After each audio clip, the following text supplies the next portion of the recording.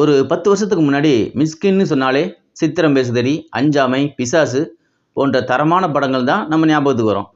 ஆனால் இப்போ மிஸ்கின்னு பேரை கேட்டாலே மேடைகளில் அவர் பேசுகிற சர்ச்சையான பேச்சுகள் தான் ஞாபகத்துக்கு வந்து போகுது. இதுக்கு நிறைய உதாரணம் சொல்லலாம்.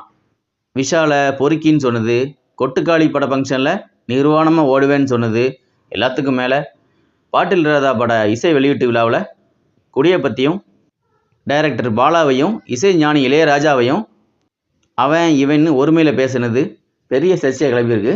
சோசியல் மீடியாவில் பலரும் மிஸ்கினுக்கு கண்டனம் தெரிவிச்சிட்ருக்காங்க. சுசீந்திரன் அவர்களோட டைரக்ஷனில் எடுக்கப்பட்டுள்ள 2K கிட்ஸ் லவ் ஸ்டோரி படத்தோட ஃபங்க்ஷனில் பேசின பிரபல வில்லன் நடிகரும் ஒளிப்பதிவாளருமான அருள்தாஸ் அவர்கள் கடுமையான கண்டனத்தை தெரிவிச்சிருக்காரு.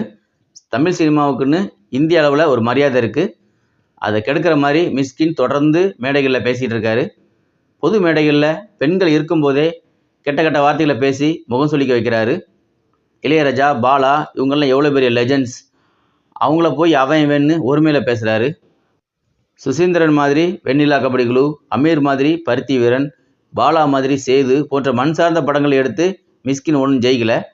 உலக சினிமாவை காப்பி அடித்து படம் எடுக்கிற ஆள் அவர். ஒரு போலி புத்திசாலி. சும்மாவே சினிமாக்காரங்களை மக்கள் வேறு மாதிரி பார்க்குறாங்க.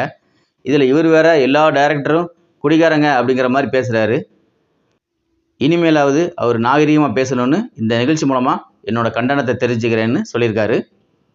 வாட்டர் மெலன் ஸ்டார் திவாகரும் மிஸ்கினுக்கு கண்டனம் தெரிவிச்சிருக்காரு. 50 வயது ஆகுது, நீங்கள் எங்களுக்கு முன்னுதாரணமாக இருக்கணும், ஆனால் நாங்கள்லாம் உங்களுக்கு அட்வைஸ் பண்ணுற மாதிரி நடந்துக்கிறீங்களே அப்படின்னு வார்னிங் கொடுத்துருக்காரு.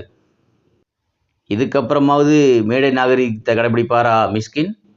காலம்தான் பதில் சொல்லும். நடிகை த்ரிஷா ஏகேவோட விடாமுயற்சி, குட் பேட் அக்லி, கமல் சாரோட தக் லைஃப், சூர்யாவோட 45வது படம், அதுபோக மலையாளத்துலேயும் ஒரு படம்னு பிஸியாக நடிச்சிட்டு இருக்காங்க. இந்த எல்லா படங்களையும் முடிச்சுட்டு த்ரிஷா அவர்கள் சினிமா விட்டு விலகி அரசியலில் குதிக்க போகிறதா பரபரப்பாக ஒரு செய்தி கிளம்பியிருக்கு. ஆனால் இது இன்னும் உறுதி செய்யப்படலை. அப்படி ஒருவேளை அரசியலுக்கு வந்தாங்கன்னா தளபதி கட்சியில் போய் சேர்ந்துருவாங்களோ? ஏன்னா அவங்க தான் நீண்டகால நண்பர்கள். சமீபத்தில் மதகத ராஜாவோட பட ப்ரொமோஷனுக்கு வந்த விஷால் கைகள் நடுங்க, கண்கள் கலங்க, ரொம்ப வீக்கான ஆளாக காணப்பட்டார். இதை பார்த்ததும் சோசியல் மீடியாவிலையும் சரி, யூடியூப்லேயும் சரி ஆளுக்கு கதை கட்டி விட்டுட்டாங்க. விஷாலோட கெட்ட பழக்கங்கள் தான் அவரோட இந்த நிலைமைக்கு காரணம் அப்படின்ட்டு நிறைய பேர் பேட்டி கொடுக்க ஆரம்பிச்சிட்டாங்க. அவங்க எல்லார் மேலேயும் நடவடிக்கை எடுக்கணும்னு நடிகர் சங்க தலைவர் நாசர் தேனாம்பேட்டை போலீஸ் ஸ்டேஷனில் ஒரு கம்ப்ளைண்ட் கொடுத்துருக்காரு. போலீஸ் விசாரணை தொடங்கியிருக்காங்க. எந்தெந்த யூடியூப் சேனல்லாம் மாட்ட போகுதோ தெரியலை.